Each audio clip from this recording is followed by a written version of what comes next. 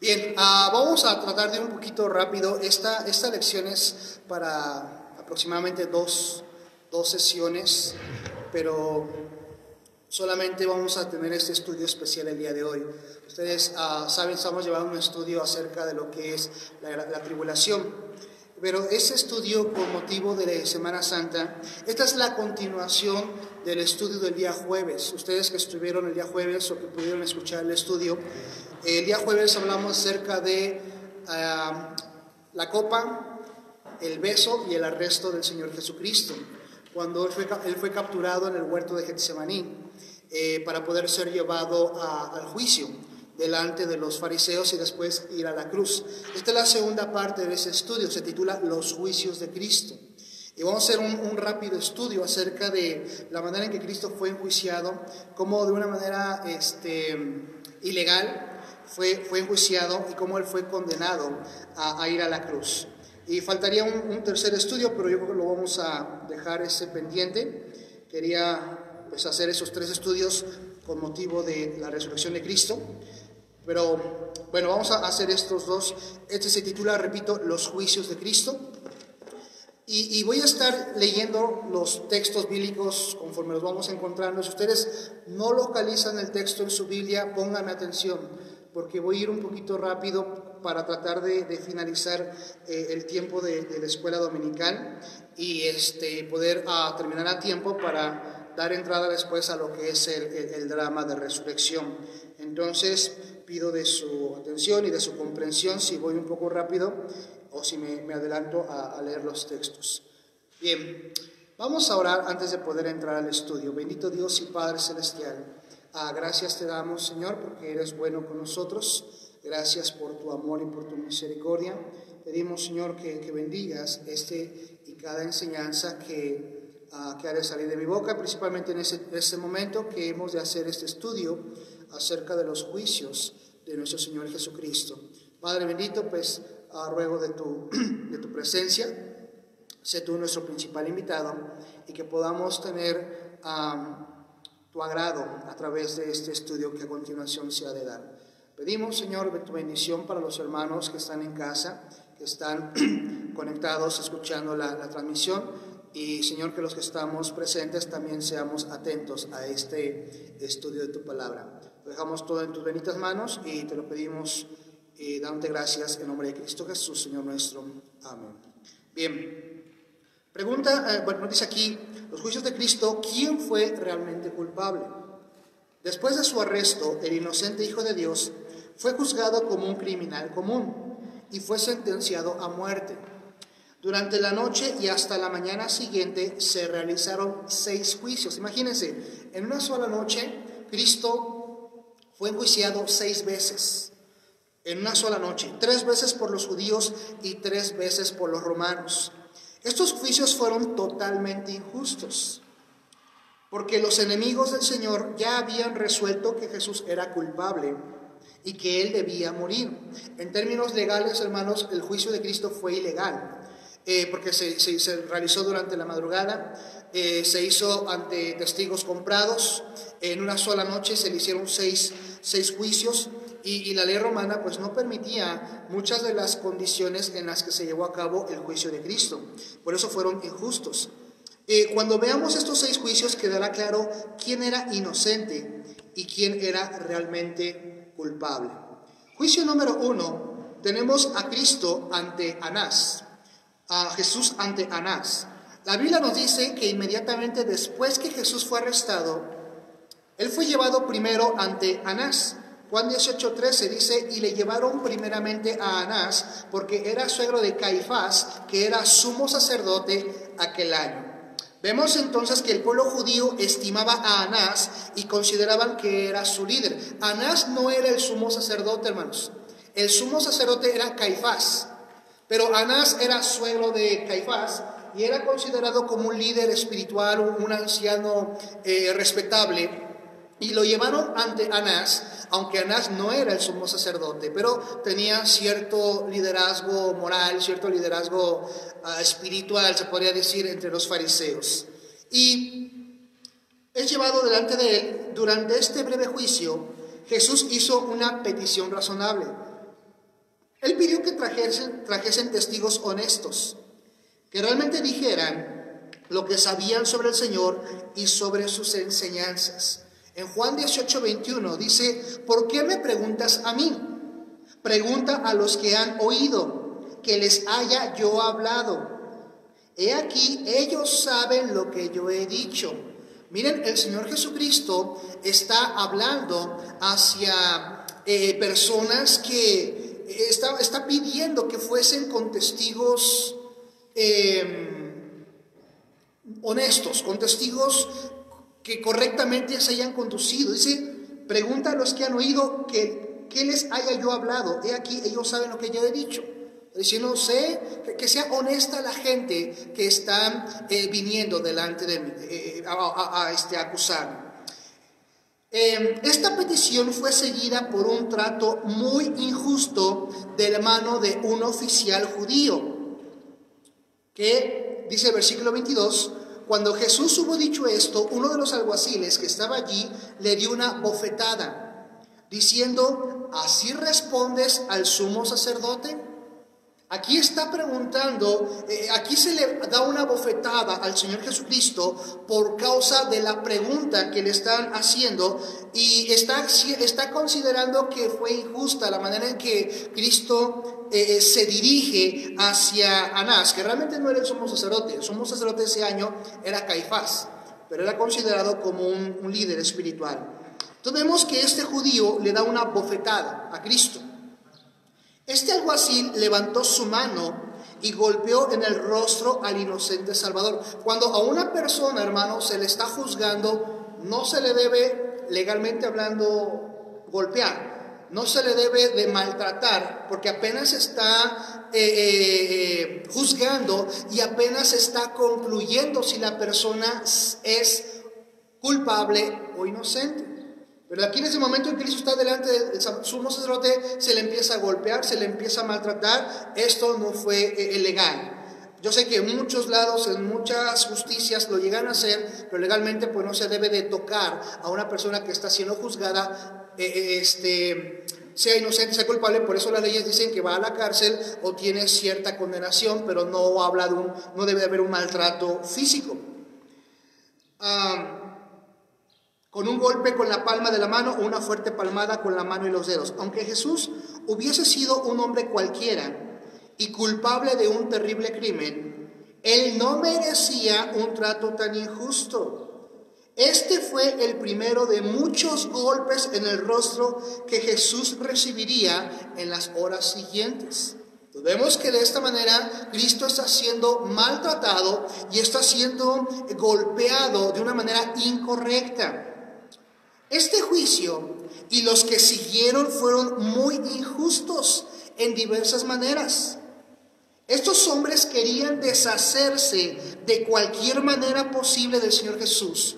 De esta manera, el Señor Jesucristo estaba siendo vituperado, estaba siendo maltratado y estaba tratándosele de menospreciar y de poder dañar. Y desde el principio se trató de maltratar y de físicamente, y se trató injustamente al Señor Jesucristo. Este juicio y los que siguieron fueron injustos, en diversas maneras. Debería haber oído a testigos honestos. No hubo testigos honestos. Aquí vemos otra injusticia. Deberían haber dado un abogado o un defensor a Cristo, no un golpe en el rostro. Aquí vemos otra injusticia. Cristo no pudo defenderse por medio de un abogado. Él no tuvo alguien que lo defendiese. Se le acusa, se presentan testigos, pero no vemos la parte defensora de parte de Cristo. Fue él solo contra la justicia farisea o judía la que le condena. Todo lo que le hicieron estuvo mal y fue hecho por motivos equivocados. Como resultado, el juicio fue irregular e injusto. Lo único que interesaba a estos líderes judíos era quitar a Jesús de la tierra y deshacerse de él de una vez por todas. Entonces vemos, este fue el juicio número 1 ante Anás. Después es mandado ante Caifás, que era realmente el sumo sacerdote, y el Sanedrín, que es así como el concilio, el grupo de líderes que están a cargo de tratar estos asuntos importantes. Después de comparecer ante Anás, vamos a ver juicio número 2, Jesús ante Caifás y el Sanedrín. ¿A dónde fue llevado Jesús? Juan 18:24 dice: Anás entonces le envió atado a Caifás, el sumo sacerdote. Fue atado y fue llevado ante Caifás, el sumo sacerdote. Tanto Anás como Caifás querían ver muerto a Jesús y no estaban interesados en un juicio justo. Los líderes judíos también estuvieron presentes en este juicio, que es el Sanedrín, el concilio de líderes judíos, era conocido como el Sanedrín. Dice en Marcos 14:55, y los principales sacerdotes y todo el concilio buscaban testimonio contra Jesús para entregarle a la muerte, pero no lo hallaban. Vemos que estaban todos buscando la manera de acusar injustamente al Señor Jesucristo, pero no podían encontrar una manera honesta de acusarle y que esta acusación pues tuviera lugar o tuviera resultado positivo. Trajeron muchos testigos falsos para que hablaran cosas contra Jesús y dijeran cosas sobre él que no eran ciertas. Pero lo que decía una persona no concordaba con lo que decía otra persona. Vemos que aquí no se ponían de acuerdo los testigos falsos. En Marcos 14:56 dice: porque muchos decían falso testimonio contra él, mas sus testimonios no concordaban. Pues vemos, hermanos, que aquí hay una injusticia, porque no está de una manera honesta acusándosele al Señor Jesucristo. De una manera deshonesta se estaban inventando, estaban mintiendo para poder llevarle después a la cruz. Sus testimonios se contradecían. Después de un rato, Caifás se asombró de que Jesús no dijera nada. Dice en Marcos 14:60, entonces el sumo sacerdote, levantándose en medio, preguntó a Jesús diciendo: ¿no respondes nada? ¿Qué testifican estos contra ti? Él dice: ¿no te vas a defender? ¿No tienes una manera de demostrar tu inocencia? ¿Te vas a quedar callado? Esto pues le sorprende a Caifás, porque pues no se defiende el Señor Jesucristo. De esta manera cumple la profecía de Isaías 53. Ahorita lo vamos a ver. Por lo general los hombres tratan de defenderse, aun cuando saben que están equivocados, y especialmente cuando son inocentes. En este caso, el Señor Jesús era totalmente inocente y tenía todo el derecho de protestar contra las injustas cosas que estaban diciéndose sobre él. Pero él permaneció en silencio. Y se puede encontrar un versículo en Isaías 53 que habla del silencio de nuestro Señor ante sus acusadores. Bueno, por el tiempo se los voy a dar yo. Es Isaías 53:7. Dice: angustiado él y afligido, no abrió su boca. Como cordero fue llevado al matadero, y como oveja delante de sus trasquiladores. Enmudeció, dice, y no abrió su boca. Fue profetizado que el Señor Jesucristo no se defendería y no hablaría contra sus acusadores. Él no decía: soy inocente, ustedes mienten, me están acusando injustamente, yo tengo que abogar por mí, esto es una injusticia, yo tengo derecho. No, dice la Biblia que Cristo cerró su boca.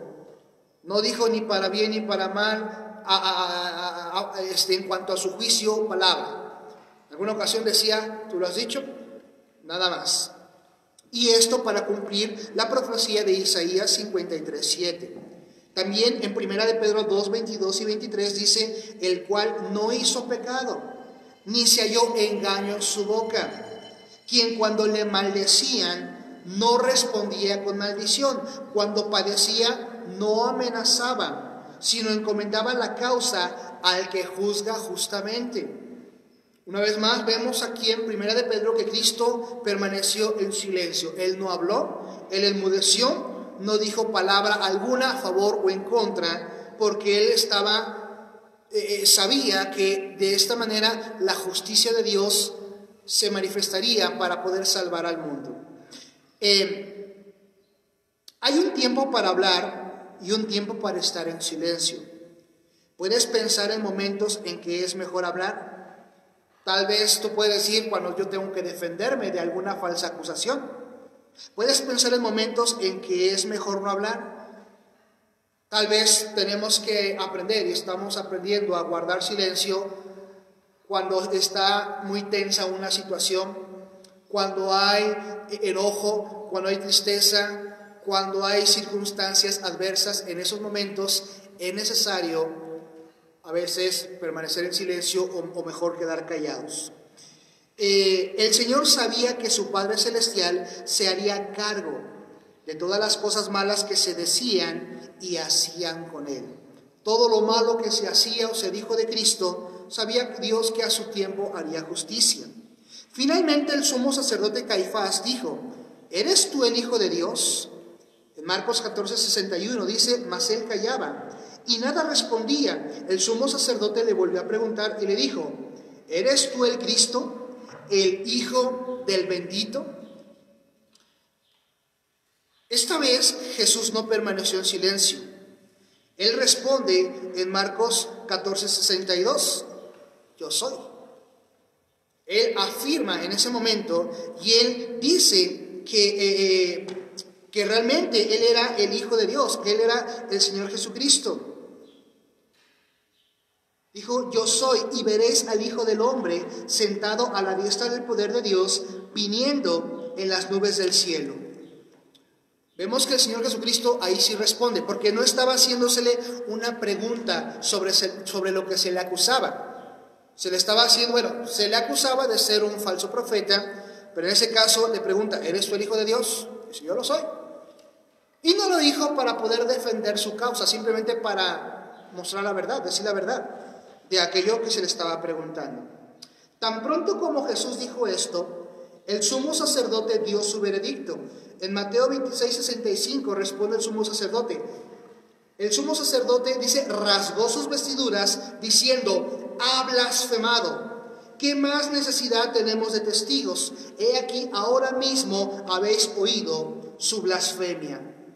Blasfemia es cuando alguien que es solo un hombre dice que es Dios, o dice algo, una herejía. Es cuando alguien está diciendo algo contra los principios de la palabra de Dios, alguna mentira. Dice aquí que él blasfema porque él está haciéndose pasar por el Hijo de Dios y fue hecho, no se hizo pasar, él es el Hijo de Dios y se mostró a sí mismo también como Dios mismo. Y es por eso que el sumo sacerdote dice: ha blasfemado. El concilio entonces dio la sentencia o el castigo. En Mateo 26:66 dice: ¿qué os parece? Y respondiendo ellos dijeron: es reo de muerte. Aquí en ese caso el Sanedrín está exponiendo, está declarando su condena. Está diciendo que tiene que morir porque ha blasfemado. ¿Cuál fue su terrible crimen? ¿Por qué debía morir? Porque él dijo que era el Hijo de Dios. Cuando los criminales eran crucificados, la acusación se escribía sobre sus cabezas. Por ejemplo, si un hombre había matado intencionalmente a alguien, se escribía aquí: este es un asesino. ¿Qué acusación se escribe sobre la cabeza de Jesús? Según Mateo 27:37. Dice: y pusieron sobre su cabeza su causa escrita: este es Jesús, el Rey de los judíos. Es por eso que se pone sobre su cabeza ese letrero: este es Jesús, el Rey de los judíos. Ahora, cuando se pone este letrero sobre su cabeza, dicen los líderes fariseos que le pidieron, no fue a Pilatos, que no, que lo quitara, que pusieran: este dice Jesús, este es quien dice ser el Rey de los judíos, no es el Rey de los judíos. Y bueno, ahí dice el gobernador: lo que he escrito, lo que he escrito, lo he escrito. Ya, no hay cambio, ya se va a quedar así. ¿Por qué? Porque los fariseos decían: no, es que él dice, pero no es realmente. Quisieron cambiar, pero se quedó esa frase: este es Jesús, el Rey de los judíos. Es por eso que se escribe eso sobre su cabeza. Ese fue su crimen. Ese fue el crimen del Señor Jesucristo ante los ojos de los judíos. Ahora, después de decidir que Jesús era culpable y digno de muerte, estos judíos se quitaron sus máscaras religiosas y comenzaron a mostrar la clase de monstruos que eran en realidad. Dice en Mateo 26, 67, entonces le escupieron en el rostro y le dieron de puñetazos y otros le abofeteaban. Ellos comienzan a escupirle literalmente en el rostro. Y no fue cualquier escupitajo. Dice en Isaías que no fue, sino fue el esputo. Esputo es pues lo que sale de lo más profundo de una persona cuando está tratando de escupir. Eso es a lo que se refiere ahí en Isaías, que le llamaron de esputo, que viene siendo pues toda la flema más profunda. Eso es lo que le escupían en la cara a Cristo. También le daban de puñetazos, lo acabamos de leer, lo que significa que cerraban sus puños y golpearon al Señor como un boxeador golpearía a un oponente, sin el atenuante de los guantes de box. Ahora, Cristo no estaba defendiéndose, entonces literalmente con el puño cerrado le daban de puñetazos en el rostro, le escarnecían, se burlaban de él y se mofaban de él. Todo esto, hermanos, fue una gran injusticia. La manera en cómo se le juzgó, la manera en cómo se le acusó, los falsos testigos, el maltrato, el que haya sido durante la madrugada y que haya sido llevado con uno y con otro. Incluso, dice en Mateo 22, 64, y vendándole los ojos le golpeaban en el rostro y le preguntaban diciendo, profetiza, ¿quién es el que te golpeó? Vemos que también le vendan los ojos. Jugaron con él el cruel juego del hombre ciego. Si eres el Hijo de Dios, como acabas de decir, dime cuál es mi nombre. Mientras uno tras otro le empujaban y le pegaban. Marcos 14, 65 menciona también algo acerca de esto.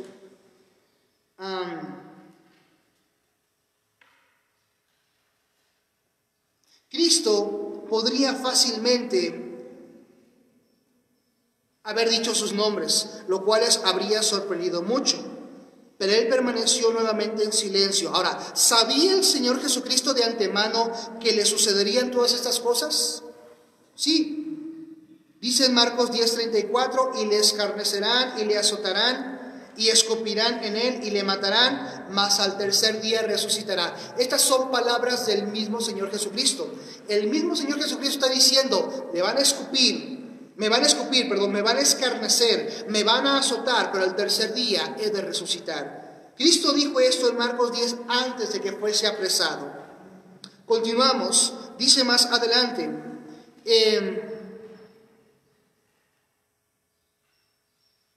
entonces vemos que Cristo sabía. Juicio número 3, Lucas 18:32 es similar, no lo vamos a leer. Tercer juicio, él es a Jesús ante Caifás y el Sanedrín. Vemos el juicio formal en la madrugada, o sea que hasta aquí no había tenido aún un juicio formal. El concilio o Sanedrín de los líderes judíos se reunió una vez más, de acuerdo a Mateo 27:1. Dice, venida la mañana, todos los principales sacerdotes y los ancianos del pueblo entraron en consejo contra Jesús para entregar la muerte. Una vez más se reúnen. Pero dice que ahora sí, los principales sacerdotes y los ancianos del pueblo. Ahora sí vemos el juicio formal. Pero ya se le había acusado, ya se le había golpeado. Por la mañana, recordemos que Jesús estuvo despierto durante toda la noche. Había pasado muchas horas sin dormir. Imagínense, primeramente en el huerto de Getsemaní, una noche antes, orando, derramando su alma. Dice la Biblia que su sudor eran como grandes gotas de sangre. Después de tener esa oración exhaustiva, cansada, se levanta y dice, vamos, he aquí el que viene, el que me entrega viene. Después es entregado para ser juzgado. Durante toda la noche estuvo siendo juzgado. Para este entonces Cristo ya estaba cansado de estar despierto y probablemente de pie durante toda la noche. De acuerdo con... perdón, me estoy adelantando. A veces cuando no podemos dormir y estamos muy cansados, podemos recordar que nuestro Salvador sabe lo que se siente al estar físicamente exhausto. Dice en Hebreos 4:15, porque no tenemos un sumo sacerdote que no pueda compadecerse de nuestras debilidades, sino uno que fue tentado en todo según nuestra semejanza, pero sin pecado. Cristo sabe por todo lo que nosotros pasamos cuando sufrimos ciertas circunstancias. Los líderes judíos sabían que su juicio nocturno era injusto y fraudulento, de modo que tan pronto llegó la mañana, ellos condenaron a Cristo y dijeron que él debía ser entregado a muerte. Mateo 27:1 está diciendo que él fue llevado atado y le entregaron a Poncio Pilato, el gobernador, y fue juzgado para ser entregado para muerte. Querían el permiso de Pilato para ejecutarlo como un criminal. Ahora, ¿por qué querían el permiso de Pilatos? Porque la ley judía no permitía matar a alguien. No permitía en su ley asesinar a una persona. Querían que Cristo fuese asesinado, fuese matado por medio de Pilatos, no por medio del juicio, fariseo, que ya lo habían condenado, pero no podían matarlo según la ley judía. Solamente apedrearlo, que es algo diferente. Pero condenarlo a muerte, matarlo, como sucedía en la antigüedad en Roma, no podía hacerse. Dice, de acuerdo con la evaluación de Pilatos, Jesús era inocente o culpable. Dice en Lucas 23:4, y Pilato dijo a los principales sacerdotes y a la gente: ningún delito hallo en este hombre. Pilato no hallaba ninguna causa por la cual acusar al Señor Jesucristo. Este era el mismo Herodes. Perdón, me estoy adelantando. Él era inocente. Pilato quería librar a Jesús, pero los líderes judíos no quedarían contentos hasta que Jesús estuviese muerto. Finalmente Pilatos envió a Jesús donde otro gobernante que se encontraba casualmente en la ciudad de Jerusalén y cuyo nombre era Herodes. En Lucas 23:7 dice: y al saber que era de la jurisdicción de Herodes, le remitió a Herodes, que en aquellos días también estaba en Jerusalén. Entonces vemos ya ante cuántas personas Cristo ha sido presentado, mínimo ante 4 líderes: Caifás, primero Anás, Caifás, Pilatos, Herodes. Cristo fue llevado de aquí para allá durante toda la noche y parte de la mañana. Vemos entonces que él es llevado ante Herodes. Este era el mismo Herodes que había asesinado a Juan el Bautista. No lo vemos por el tiempo, pero lo dice en Marcos 6, 17 y 27, que este Herodes fue el que le corta la cabeza a Juan el Bautista.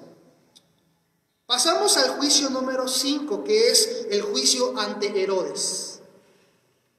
Lo vemos el primero ante Anás, el segundo ante Caifás, el tercero ante Caifás y los líderes, el Sanedrín, el cuarto ante Pilatos, el quinto ante Herodes. Herodes se alegró de ver a Jesús porque había oído muchas cosas acerca de él y esperaba verle hacer algún milagro. Realmente a Herodes no le interesaba juzgar a Cristo. Él estaba impresionado. Él quería ver a Cristo hacer milagros.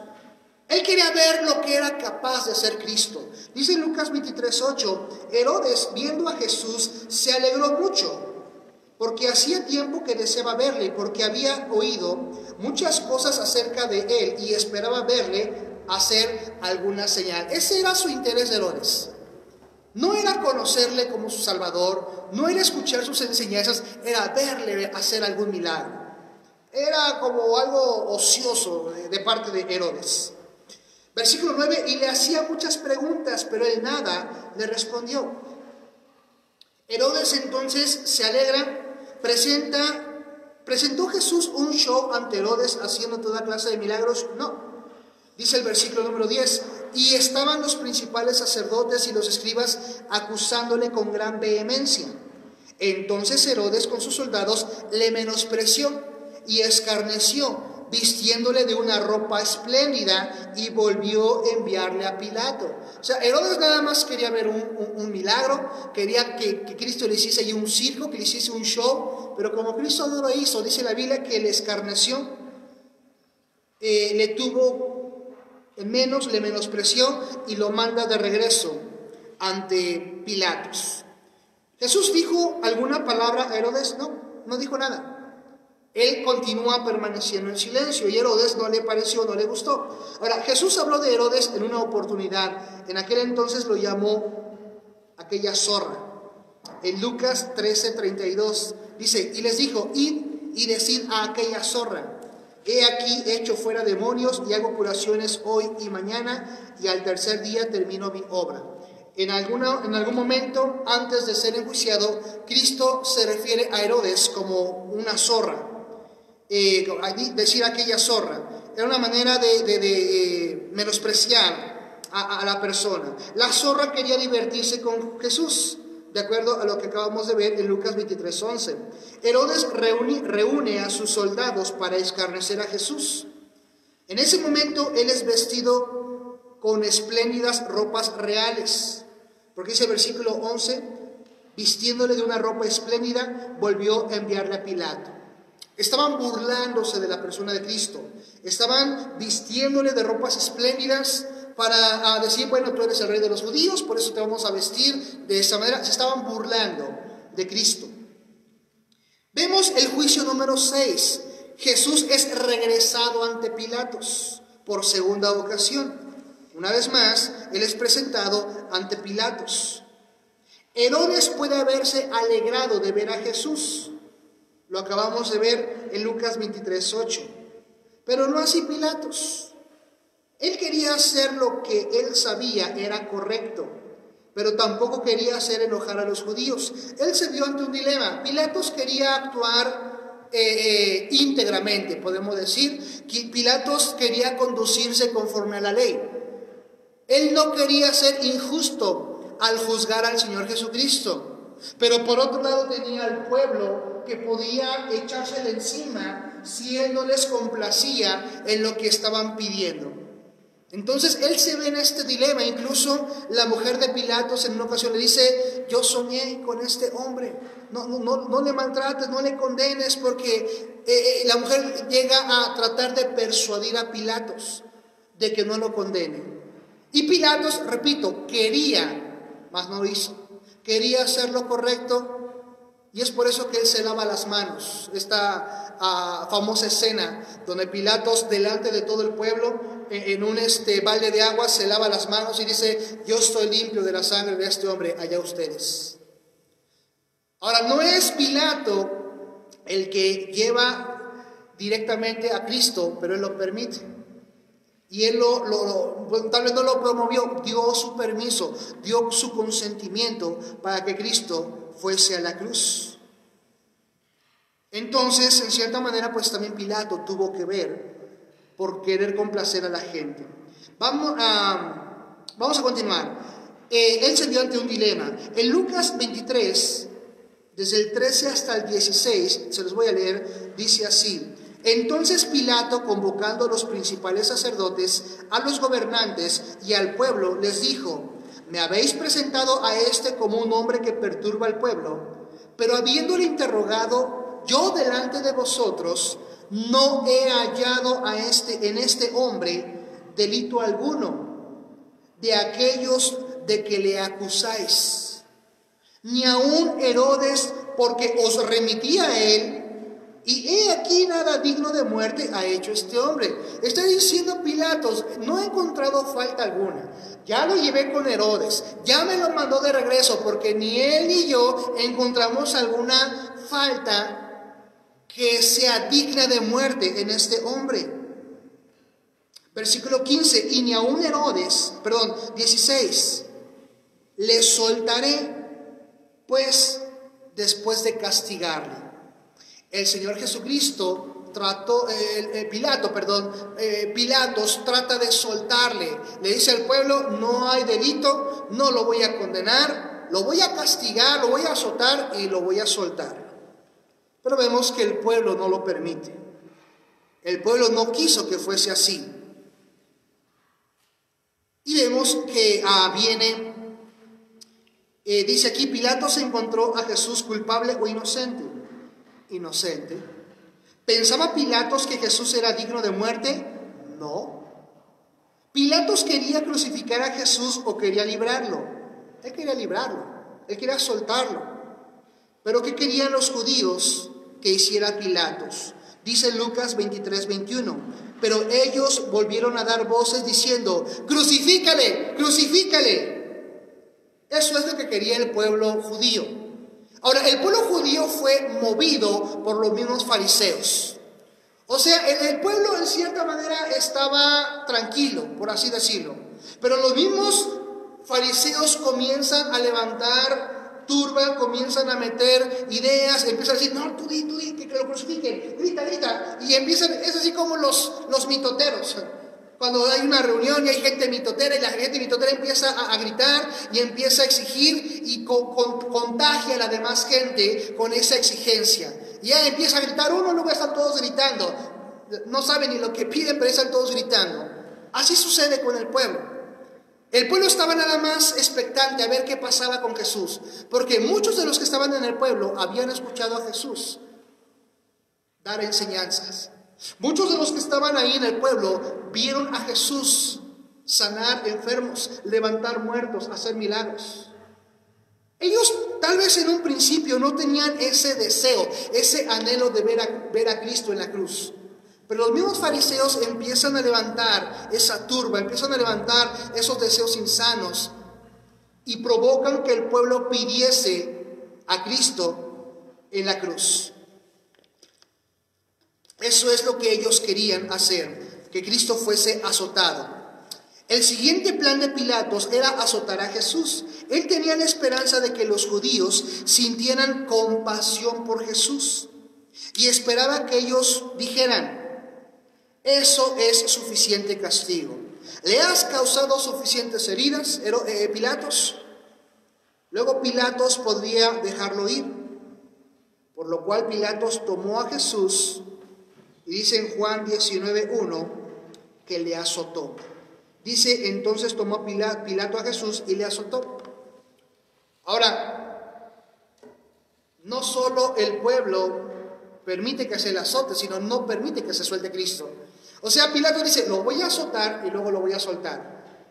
Y el pueblo decía: no, crucifícale, pero también azótalo. De alguna manera permitieron y exigieron que sí se le castigase, que sí se le azotase, pero que no se le soltase, que se le crucificase. Nada era más cruel que el látigo romano. El látigo romano, hermanos, era un terrible azote y una manera muy cruel de castigar a los criminales. Tenía una manilla corta de madera a la que estaban unidas varias cuerdas, y en los extremos de las cuerdas había trozos de metal afilado o pedazos de huesos, como vemos aquí en la ilustración. Ustedes que tienen su lección, ahí tenemos el palo, tenemos el cuero, y esas bolitas tienen puntas de metal, o en esas bolitas había huesos. Imagínate recibir un golpe con un hueso, que también tiene un hueso, es como recibir una pedrada, literalmente. Muchas veces, dice aquí, el azote cortaba la espalda desnuda de la víctima y causaba un tremendo dolor. O sea, no solamente se le golpeaba, a la hora que iba el látigo sobre la espalda del acusado, estas bolitas puntiagudas se clavaban en la piel. Una vez que la persona vuelve a hacer esto, para volver a contraer el látigo, esa bolita que se atora desprendía pedazos de piel y se traía consigo mismo pedazos de piel que eran enterrados en la misma persona. Así era de cruel ese tipo de castigo que se hacía con la gente criminal en tiempos de Roma, y de esa manera Cristo fue azotado. Literalmente su espalda fue destrozada por medio del azote romano. Tantos azotes que él recibe, y en cada azote estas bolitas se clavaban en su piel y desprendían parte de su piel, y podría también asegurar que hasta la carne interior se traía consigo. Ese era lo que hacía esta arma tan cruel. Muchas veces la persona se desmayaba y en algunos casos incluso podía morir por los latigazos. Ellos hicieron esto con el Señor Jesús, el justo, el santo, el inocente. Él estaba dispuesto a sufrir, a sangrar, a morir para salvarnos y llevarnos a Dios. Dice en 1 Pedro 3:18, porque también Cristo padeció una sola vez por los pecados, el justo por los injustos, para llevarnos a Dios, siendo a la verdad muerto en la carne, pero vivificado en espíritu. Para los soldados romanos no fue suficiente azotarlo. Ellos, al igual que Herodes, querían divertirse a costa de Jesús. Miren, ya se burlaron los judíos. Los fariseos ya le golpearon, ya le abofetearon, ya le vendaron los ojos, pero también los soldados romanos hicieron escarnio de él. Lo visten con un manto púrpura, porque el color púrpura era el color que se usaba con las deidades, con los reyes, con la gente en eminencia. De una manera burlona, dice en Marcos 15:17, le vistieron de púrpura, poniéndole una corona tejida de espinas. Después de haber sido azotado, Jesús tiene que haber sentido dolor cuando el manto rozó las heridas de su espalda. Ya había sido azotado, ya había sido desgarrada su piel, su carne, se le pone el manto púrpura y en ese momento, por parte de los soldados romanos, le colocan una corona de espinas. Imagínense el sufrimiento en la espalda, el cansancio de estar parado toda la noche, las bofetadas que recibe, los puñetazos en su cara. A más de eso, le colocan una corona de espinas que le causa dolor y le perfora la cabeza y empieza a derramar grandes gotas de sangre de su cabeza. Derramando sangre de su cabeza, derramando sangre de su espalda, probablemente de sus labios por los puñetazos que recibió. Él comienza a perder mucha sangre en ese instante. Le presionaron sobre su cabeza la corona de espinas. Número 2, le coronaron con una corona de espinas. Ya lo vimos, y lo presionaron sobre su cabeza. Dice en Marcos 15:17, bueno, ya lo vimos, perdón. Número 3, pusieron en su mano una caña. Después de obligarlo a sentarse, pusieron en su mano derecha una caña. Dice en Mateo 27:29, y pusieron sobre su cabeza una corona tejida de espinas y una caña en su mano derecha, e hincando la rodilla delante de él, le escarnecían diciendo: salve, rey de los judíos. Y escupiéndole, tomaban la caña y le golpeaban en la cabeza. Esa caña simbolizaba el cetro de un rey. De una manera burlona, estaba simbolizando el cetro de un rey. Una caña es un pedazo de palo. Tomaban el palo, cuando pasaban los soldados, se le inclinaban burlonamente diciendo: salve, rey de los judíos, y con la caña le golpeaban sobre su cabeza, la cual ya tenía una corona de espinas. Imagínense, al sentir el dolor en la cabeza, no solamente el golpe, sino golpear sobre la misma corona, todavía se le enterraba más. Y más sufrimiento, más dolor, aparte del golpe recibido en su cabeza por recibir ese golpe con un palo. Y le escarnecían y se burlaban de él. Porque un rey debe tener un cetro, que es una vara o bastón que el rey sostiene como símbolo de poder y autoridad. Número 4, los soldados también lo adoraron burlándose cruelmente. Pretendían honrarle, pero lo hacían de una manera burlona. Riéndose de él, un soldado se arrodilló y dijo: salve, rey de los judíos. Luego otro hizo lo mismo, y así todos participaron de esta diversión. También le escupieron, lo vimos en Mateo 27:30. Al parecer actuaron peor que bestias. Cada soldado a su turno, después de levantarse de sus rodillas, escupió el rostro del unigénito, del Hijo unigénito de Dios. Le dieron bofetadas, número 6, con la palma de sus manos, dice en Juan 19:3, que él fue también azotado, que él fue abofeteado en el mismo rostro que los judíos habían golpeado horas antes.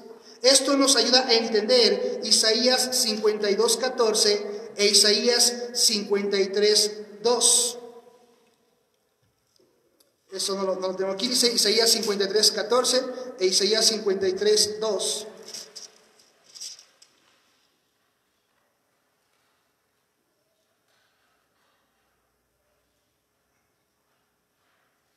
Está amarillo. 2. 52, 14 dice: como se asombraron de ti muchos, de tal manera fue desfigurado de los hombres su parecer, y su hermosura más que la de los hijos de los hombres. 53, 2. Subirá cual renuevo delante de él, y como raíz de tierra seca, no hay parecer en él, ni hermosura le veremos, mas inatractivo para que le deseemos. Dice que fue desfigurado su rostro. Ahí en Isaías 52, 14, que fue desfigurada su cara con tanto golpe, con tanto maltrato, con tanto puñetazo, con tanta sangre derramada sobre su rostro, fue desfigurada el rostro de Cristo. Lo golpearon. Cuando los soldados se paraban uno a uno ante Jesús, tomaban la caña de la mano de Jesús y con ella le golpeaban en la cabeza diciendo: ¿qué clase de rey eres? ¿Uno que es golpeado en la cabeza con su propio cetro? Pero antes de sentir lástima por Jesús, debemos recordar que es por esos mismos soldados por los que debemos sentir pena. Llegará otro día en el cual estos hombres doblarán rodillas ante el rey, ante aquel de quien ellos se burlaron y a quien maltrataron.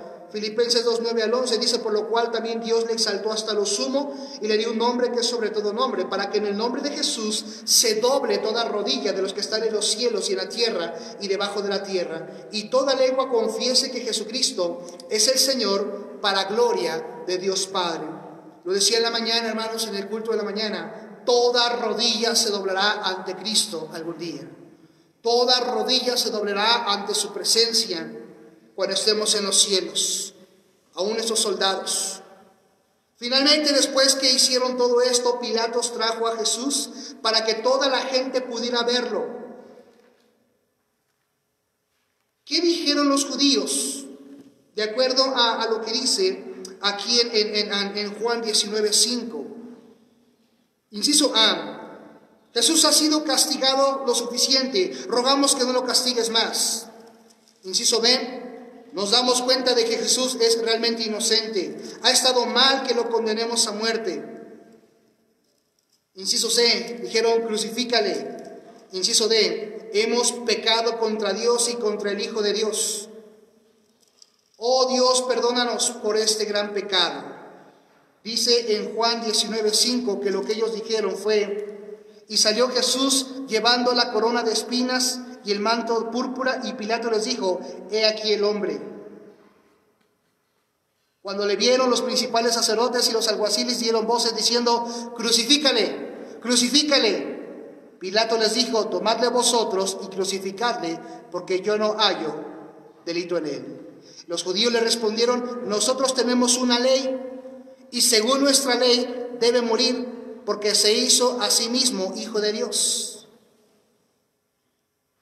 Todos los esfuerzos de Pilato fallaron. Vemos la respuesta entonces de los judíos fue: crucifícalo. Finalmente, él hizo lo que la multitud quería, que fue entregarlo para que lo crucificaran. A veces nosotros podemos llegar a ser maltratados por otras personas. Como dice en el colegio, en el vecindario, la gente puede a veces burlarse de nosotros, reírnos de nosotros. A veces la gente puede acusarnos de ser malos o de hacer algo malo en el corazón, cuando sabemos que realmente no fue nuestra intención. Y si te han herido físicamente tus amigos o tus enemigos, peleando, lanzando cosas contra él, ¿sabe el Señor Jesús exactamente lo que es ser tratado de esa manera? ¿Sabe Él cómo es que se burlen y se ríen de ti, de mí, o que nos hieran? Él puede ser ese amigo comprensivo en esos momentos. Jesús nos dejó un ejemplo de cómo debemos reaccionar ante esas situaciones, y Él también nos puede ayudar en esos momentos. Terminamos con 1 de Pedro 2:20 al 23, dice así: pues qué gloria es si pecando sois abofeteados y lo soportáis así, mas si haciendo lo bueno sufrís y lo soportáis, esto ciertamente es aprobado delante de Dios. Pues para esto fuisteis llamados, Porque también Cristo padeció por nosotros, dejándonos ejemplo para que sigáis sus pisadas, el cual no hizo engaño, no hizo pecado, ni se halló engaño en su boca. Quien cuando le maldecía no respondía con maldición, cuando padecía no amenazaba, sino encomendaba la causa al que juzga justamente. De esa manera, hermanos, el Señor Jesucristo fue juzgado y fue condenado a la muerte por la cruz, después de haber sido avergonzado, sin haber mencionado que Él fue desnudado y que Él fue avergonzado al dejársele en sus paños menores e ir desnudo, maltratado por la espalda, por el rostro, por la cabeza, golpeado con escupitajos, con latigazos, y desnudo ir a la cruz para poder ser crucificado y después morir por cada uno de nosotros. Esos fueron los juicios injustos del Señor Jesucristo. Esa fue la manera en que se trató al Hijo de Dios cuando fue llevado a la cruz. Terminamos, hermanos, con este estudio y ojalá esto nos lleve a reflexionar y a pensar un poco acerca de lo que Él sufrió y padeció por cada uno de nosotros. Vamos a finalizar con una oración. Padre bendito, te damos gracias por tu amor y misericordia. Gracias porque eres bueno con nosotros. Gracias, Señor, por haber enviado a tu Hijo Jesucristo a morir por nosotros. Por ese sufrimiento grande y esa pena que Él vivió y sufrió por mis pecados, por mi maldad, por mi iniquidad y la de cada hombre de este mundo. Señor, ayúdanos a entender, a valorar, a comprender, a discernir el sufrimiento de Cristo y no hacer vana la cruz de Cristo en nuestras vidas. Ayúdanos, Señor, te damos la honra y la gloria que es debida a tu nombre. En Cristo Jesús oramos y te damos gracias por todo. Amén.